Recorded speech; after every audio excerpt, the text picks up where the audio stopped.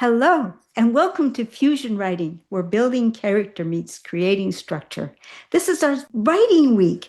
It's the last opportunity for us to have a lesson.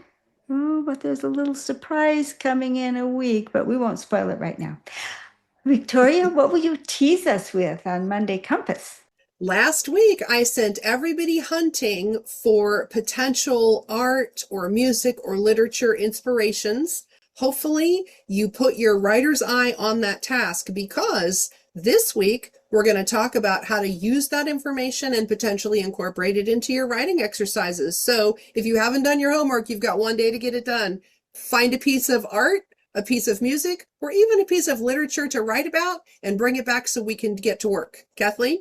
Okay, well, that sounds fantastic.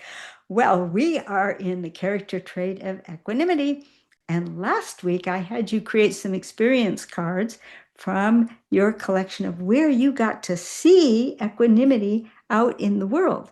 Maybe you didn't see it in the world, maybe you saw it in a book you read, maybe you saw it in a video that you watched.